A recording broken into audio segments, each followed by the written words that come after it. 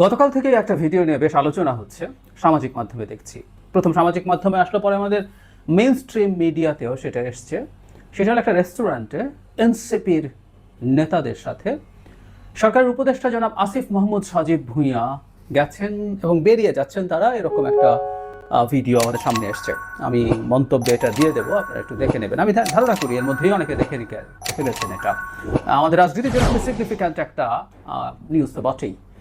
মানে এটা এমন একটা প্রেক্ষাপটে ঘটলো যখন এই দুইজন ছাত্র উপদেষ্টার পদত্যাগ চাইছিল বিএনপি, জনাব ইশরাককে মেয়র হতে দেয়া না দেয়া নিয়ে, এবং এই দুজনের বিরুদ্ধে জনাব খলিলেরও পদত্যাগ চেয়েছেন তারা, কিন্তু এই দুজনের বিরুদ্ধে বিএনপির অভিযোগ বা বিএনপির বক্তব্য আমরা এভাবে বলতে পারি, সেটা হচ্ছে এই দুইজন মূলত এনসিপির সমর্থক, তারা এনসিপির সাথে অ্যালাইন্ড।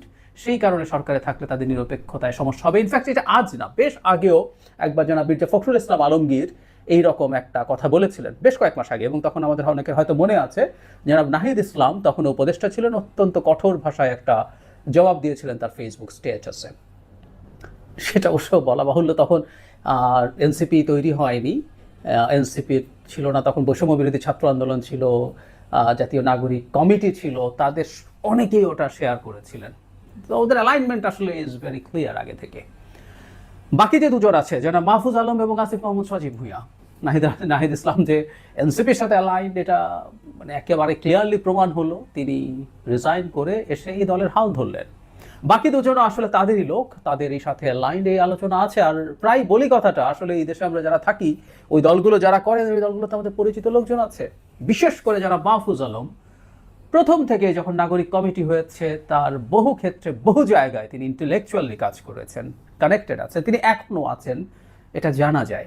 কেউ বলবেন যে আপনার কাছে ভিডিও আছে, ভিডিও ছাড়া কোনো কিছু প্রমাণ করা যাবে না, তা হতে পারে না। যাই হোক, এই জিনিসগুলো আমরা জানি। জনাব আসিফ মাহমুদও একইভাবে দলের সাথে ইনভলভড আছেন, তার বন্ধু বান্ধবের সাথে ইনভলভড আছেন, এতে কোনো রকম কোনো সন্দেহ নেই। আর এখন তো এই ভিডিওটা সামনে আসলোই, এই ভিডিওর সামনে না আসলেও আসলে কী বা হতো। এবং এই ভিডিওটা নিয়ে এখন পর্যন্ত অন্তত জনাব আসিফ মাহমুদকে প্রতিবাদ করতে দেখা যায়নি যে না, এটা আমি নই। কারণ ওই ভিডিওতে তিনি মাস্ক পরা ছিলেন, তাই একটা সম্ভাবনা থাকতেও পারতো যে এটা আমি নই বলার, কিন্তু তিনি বলেননি, তাই আমরা ধরেই নেব এটা তিনি। তার প্রশ্নটা হচ্ছে, তিনি মাস্ক পরে সেখানে গেছেন, তার মানে তিনি তার আইডেন্টিটি সামহাউ লুকানোর চেষ্টা করেছিলেন সেখানে। এটাই হলো মূল সমস্যার জায়গা। তিনি উপদেষ্টা, তার বন্ধু বান্ধবরা একটা দল করেছেন, সেই দলের মানুষজনের সাথে তিনি রেস্টুরেন্টে যেতে পারেন, কোথাও সামাজিক জায়গায় বসতে পারেন, আড্ডা দিতে পারেন। এগুলো খুব অভাবনীয় কিছু বলে আমি মনে করি না। সরকারি উপদেষ্টাদের সাথে আমাদেরও দেখা সাক্ষাৎ হয়েছে, কথাবার্তা হয়েছে, এটা হতে পারে, এটা সমস্যার কিছু নেই। কিন্তু তিনি মাস্ক পরে তার আইডেন্টিটি লুকানোর চেষ্টা করছেন, এটা হলো সবচেয়ে বড় ব্যাপার। এবং এটা এক ধরনের প্রমাণ যে তারা আসলে এই দলের সাথে অ্যালাইন্ড আছেন। আমি আসলে এই ভিডিওকে ভিত্তি করে কথাগুলো বলছি একটা প্রসঙ্গ ধরার জন্য, কিন্তু আসলে মূল আলোচনাটা হচ্ছে এই দুজনের সরকারে থাকা উচিত না।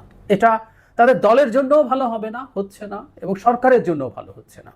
কারণ যখন সরকারে এইরকম দুজন থাকেন যারা অলমোস্ট ক্লিয়ারলি জাস্ট তারা পদে নেয় যে এই দলের সাথে আছেন, সেটা সমস্যা তৈরি করে। অবশ্য পাল্টা এনসিপি থেকে তিনজনের কথা বলা হয়েছে, ডক্টর আসিফ নজরুল, ডক্টর সালেউদ্দিন আহমেদ এবং ডক্টর ওয়াহিদুদ্দিন মাহমুদ, তারা নাকি বিএনপির সাথে অ্যালাইন্ড। ইনফ্যাক্ট এই ক্যাবিনেটে বিভিন্ন দল, ইভেন জামায়াতের সাথে অ্যালাইন লোকজন আছে বলে শোনা যায়, জানা যায়, নাম সহই আমরা টু সাম এক্সটেন্ট জানি। কিন্তু কেউ কোনো রকমভাবে তার প্রতি সফট কর্নার আছে, অ্যালাইন্ড আছেন, বা কোনো এক কালে তাদের সাথে কোনো না কোনোভাবে জড়িত ছিলেন, বা এই যে মির্জা ফখরুল ইসলাম আলমগীরের ব্যাচমেট যেন ডক্টর সালেউদ্দিন আহমেদ এবং ডক্টর ওয়াহিদুদ্দিন মাহমুদ সম্পর্কে অভিযোগ হচ্ছে এরকম। সো এগুলো যদি সরিয়েও রাখি, এগুলো নিয়ে, এগুলো খুবই ভাষা আমরা ওগুলো নিয়ে আলাপ করতে না চাই। কিন্তু এই দুইজনের ব্যাপারটা একেবারেই খুবই স্পষ্ট, এবং এটা এই সরকারের ভবিষ্যতের কর্মপন্থায় সমস্যা তৈরি করবে। কারণ এই মুহূর্তে সরকারের উপর ডিস্ট্রাস্ট তৈরি হচ্ছে বিভিন্ন রাজনৈতিক দলের তো বটেই, সমাজের বিভিন্ন অংশের, যে এই সরকার কারোর প্রতি বায়াসড।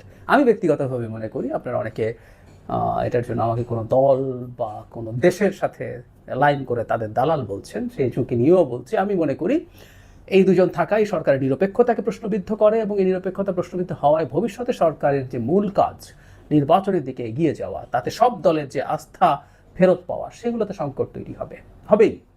এই দুজন যদি নাহিদ ইসলামের মতো রিজাইন করে 7 দিনের মধ্যেই, 7 দিন হওয়ার আগে একটা দলের দায়িত্ব নিয়েছিলেন, তারা যদি সেরকম কিছু করেন, সেটা খুব বড় প্রশ্ন তৈরি করবে, কারণ তার আগ পর্যন্ত তারা এই সরকারে থেকেছেন, তাই এই প্রশ্নটা আসতেই পারে যেখানে কনফ্লিক্ট অফ ইন্টারেস্টের প্রশ্ন আছে। আমরা এই প্রশ্ন তখন করতেই পারবো, বা আমরা এখনো করি যে দুজন বসে বসে তাহলে তাদের দলের জন্য কাজ করছেন। যেমন জনাব নাহিদ ইসলামকে নিয়ে আমরা একই প্রশ্ন করতে পারি, তিনি তো হঠাৎ করে না ফাইন মর্নিং সিদ্ধান্ত নিয়ে রিজাইন করেন নাই, স্বপ্নে দেখলেন আমার তো এনসিপিতে জয়েন করা দরকার, এর আগে উনি ভাবেনি নাই, তা তো হতে পারে না। তো উনি মনের মধ্যে অন্তরে এনসিপিকে লালন করে সরকারে থেকেছেন, তারপর তিনি এসে সেখানে জয়েন করেছেন। একই ঘটনা এই দুজনের ক্ষেত্রে ঘটারও প্রায় নিশ্চিত, আমরা জানি এটা, এখনও তারা ভালোভাবেই ইনভলভড আছেন। এগুলো প্রত্যেকটাই সংকট তৈরি করে। আর আমি প্রায় একটা কথা বলি, আমি এনসিপির অনেকের সাথে যখন টক শোতে আছি, তারা এই অকাট যুক্তি তথ্য প্রমাণ খোঁজার চেষ্টা করেন, তাদেরকে একটা কথা বলার আছে, রাজনীতিতে পারসেপশন ম্যাটার করে, এটাও একটু খেয়াল রাখা দরকার আছে। তাদের এই থাকাটা ইটসেলফ যদি তাদের প্রতি পারসেপশন তৈরি করে যে তারা সরকারের মদতপুষ্ট একটা দল এবং সরকারের সাহায্য নিয়ে দল তৈরি করার চেষ্টা করছেন, এটা তাদের দলের ভবিষ্যৎকে ক্ষতিগ্রস্ত করবে বলে আমি মনে করি।